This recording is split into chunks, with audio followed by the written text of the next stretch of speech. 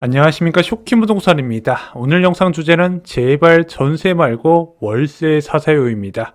오늘 영상 하나가 무주택자들의 인생을 바꾸는데 큰 도움이 될 거라 저는 확신을 합니다. 오늘 영상 끝까지 보신 것을 추천드려요. 브릿지 경제에 따르면 서울 임대주택 3건 중 2건이 월세 계약이 됐다고 합니다. 자, 2025년 서울 확정일자 임대주택이 88만 1254건인데 전세가 31만 1326건, 전체 35.3%를 차지했고요. 월세가 무려 64.7%를 차지했다고 합니다. 거의 57만 건이에요. 자, 월세 비중은요, 전년 대비 4.4%포인트 올라갔다고 합니다. 굉장히 가파른 속도로 월세 비중이 늘어나고 있어요. 임대는 전세다라는 이제 공식이 많이 사라진 상황인 거 체감이 되실 겁니다. 그런데 전세하고 월세 어떤 게 세입자 입장에서 유리할까요? 자, 지금 전세 대출 이자는요, 한 3.7에서 4.2 정도가 나옵니다. 공적 보증은 3.7에서 9 정도 나오고요. 사적 보증이 3.9에서 4.2 정도 나오는데, 자, 전월세 전환율은 4.8%예요. 예를 들어, 보증금 1억이면 월세 한 40만원 정도가 책정되거든요. 그럼 딱 이것만 계산해봐도 전세로 거주하는 게 훨씬 이득이라는 거 알 수가 있습니다. 왜? 전세 대출을 활용해서 주거비를 낮출 수가 있다는 거죠. 근데 이런 장점은 대부분의 세입자들이 다 알고 있는 내용이에요. 근데 왜 전세가 아닌 월세를 선택했을까요? 두 가지 이유 때문입니다. 첫 번째는 정책의 변화예요. 자, 유주택자의 전세대출 규제가 강화됐습니다. 자, 투기과열지구의 3억 초과 보유 시 전세대출이 금지가 됐고요. 이미 627 부동산 대책에서도 1주택자의 전세대출 한도가 줄어들었죠. 그러면서 전세를 선택하지 못하고 월세를 선택해야 되는 유주택자가 꽤 많이 있다는 겁니다. 자, 두 번째는 내 집 마련 대기자의 자발적 월세 선택도 최근에 많이 늘어난 거예요. 요즘은 무주택자분들도요, 내 집 마련을 고려하면서 의사결정을 하기 때문에 야, 이거 전세로 들어가면 답이 없구나 깨닫게 된다는 거죠. 아파트 내 집 마련 원칙이 있습니다. 현금을 최대한 확보하는 거죠. 자, 현금이 많을수록 기회가 늘어난다는 거 아마 내 집 마련 해보신 분들은 다 아실 겁니다. 하지만 현금이 적으면요, 기회도 적을 뿐더러 더 비싸게 사야 되는 경우가 많이 있어요. 제가 상담해서 가장 어려운 케이스, 전세금에 돈이 묶인 무주택자입니다. 자, 보통 이런 경우에는요, 청약 외에는 대안이 없는데 이런 케이스가 굉장히 많아요. 본인이 갖고 있는 자금을 전부 다 전세금에 투입을 하면서 주거비를 낮추려고 한다는 거죠. 하지만 청약으로 내 집 마련 가능한 사람 현재 10명 중 1명 미만으로 봐야 됩니다. 서울 청약 경쟁률 볼까요? 2023년 평균 57대 1이었습니다. 2024년에 평균 108대 1이 됐고요. 2015년 10월까지 평균을 내봤더니 무려 136대 1이 됐습니다. 자, 서울 청약뿐만 아니라 3기 신도시 청약 경쟁률도 해가 갈수록 올라가고 있어요. 커트라인도 갈수록 올라가는 추세가 나타나다 보니까 야, 이거 도대체 누가 당첨될 수 있을까? 이런 수준까지 왔다는 겁니다. 지금 서울에 거주하는 69점 만점자들은요, 2024년 하반기부터 청약을 포기하고 내 집 마련에 적극적으로 나서고 있는 상황이에요. 2025년, 2026년 더욱더 많은 69점 만점자들이 전환을 할 수 있다는 거죠. 그만큼 청약이 바늘구멍이라는 겁니다. 이것만 믿고 내 집 마련을 미루면 절대로 안 되는 거예요.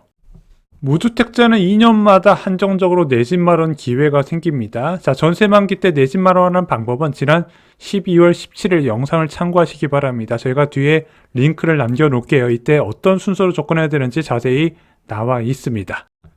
하지만 이런 상황에도 불구하고 임대로 계속 살아야 되는 경우도 분명히 많이 있거든요. 보통 자녀 학업으로 이동이 어려운 경우 요즘 학군지가 워낙 많이 급등하다 보니까 거기에 전세 거주한 분들이 그 지역 매수하는 게 쉽지 않은 경우가 많이 있습니다. 그럼에도 불구하고 다른 지역으로 이사를 못 가요. 왜?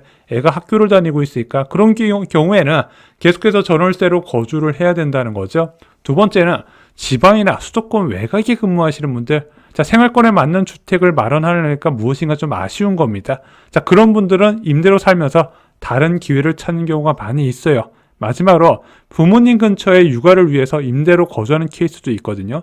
이런 경우에도 임대로 계속 살아야 되는 경우다 말씀을 드립니다. 이럴 때는 전세 말고 월세를 선택하시는 게 좋습니다. 일단 현금을 최대한 확보하셔야 돼요. 당연히 월세를 선택하면 주거비 증가는 나타나는데 솔직히 그거 2년 합쳐봤자 그렇게 내 집 마련 과정에서 큰 비중을 차지하는 금액은 아니에요. 자, 현금이 많잖아요. 선택지도 확대가 되고요. 부동산에서는 초기 투자금이 높은 매물이 매일 저렴한 경우가 많이 있습니다. 갭 투자든 재개발 투자든 돈이 많을수록 선택지가 늘어나고 최종 매수가가 저렴해져요. 그걸 노릴 수 있는 게 바로 월세라는 겁니다. 현금이 많으면 뭐가 좋나요? 선택지가 늘어나요. 진짜 훨씬 늘어납니다. 대표적으로 재개발 조합원들의 입주권이 있어요. 자, 재개발 사업에서 관리처분계획 인가가 떨어지게 된다면 조합원들의 주택은 입주권이라는 아파트를 받을 권리로 전환이 됩니다. 이 입주권이 굉장히 매력적인 경우가 많아요. 일단은 분양가보다도 훨씬 싸게 나오는 경우가 많이 있다는 겁니다. 일반 분양가에 비해서. 그래서 입주권을 매수하고 나서 입주 2년차까지 끌고 가면 어느 정도 큰 수익이 보장되는 경우가 많이 있어요. 아니, 이렇게 좋은 신축 아파트를 왜 싸게 파나요? 초기 투자금이 높아서 그렇거든요. 근데 월세로 거주하면서 내가 자금을 최대한 뭉쳐놓으면은 이런 조합원 입주권도 접근이 가능하다는 겁니다. 지금도 매력적인 조합원 입주권 많이 있고 멤버십에서 자주 다루고 있어요. 두 번째는 비규제 지역 새끼 아파트 매수 후 실거주입니다. 이거 잔금 기간을 잘 하면은 전세 퇴거자금 대출 받을 수 있거든요.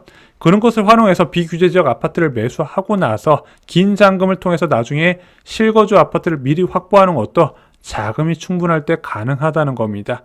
물론 전세가율이 높은 곳은 자금이 많이 안 들지만 좀 장기 전망이 좋은 곳은 전세가율이 높거든요. 그런 곳을 갈 때는 또 자금이 많이 필요하다는 거죠. 세 번째는 분양권 전매입니다. 원래 분양권 전매는 그렇게 자금이 많이 필요하지는 않은데 고가 아파트에 피가 많이 붙은 것은 최소 3억 이상 필요한 경우가 많이 있고요.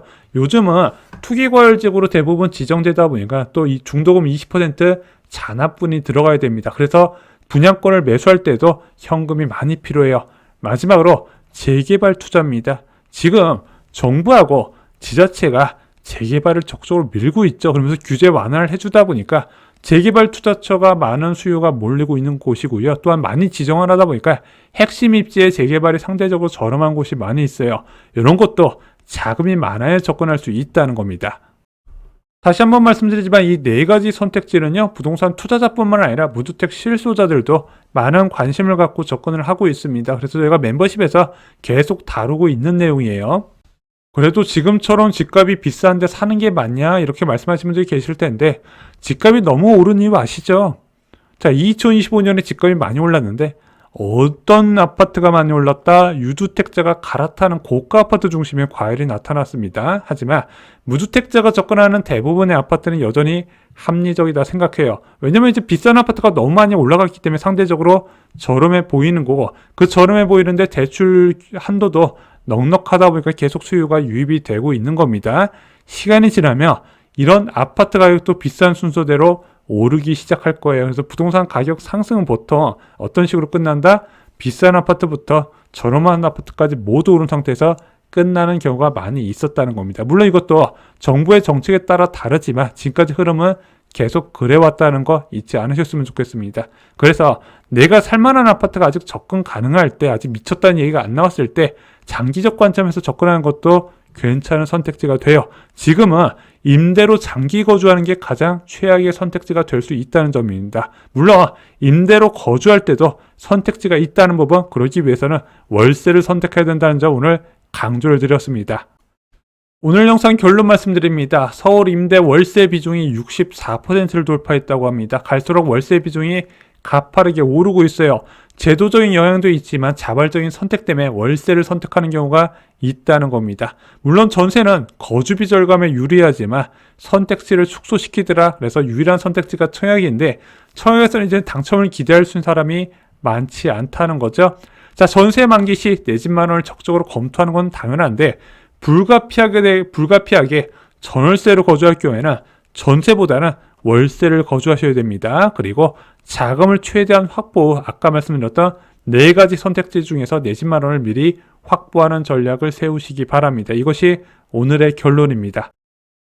요즘 사람들이 왜 월세를 많이 선택하는지 오늘 영상 보시면 이해가 되셨을 겁니다. 물론 부동산 투자 외에도 요즘은 월세로 거주하면서 금융 투자를 하시는 분들 많이 계시는데 저는 개인적으로 이렇게 생각을 합니다. 내 집 없는 투자는 큰 의미 없다고요. 그래서 적극적인 내 집 마련부터 하시고 그 다음에 투자를 알아보시는 게 어떨까 생각이 듭니다. 오늘 영상 이것으로 마치겠습니다. 오늘 영상 도움이 되셨나요? 도움이 되셨다면 구독과 좋아요 부탁드립니다. 감사합니다.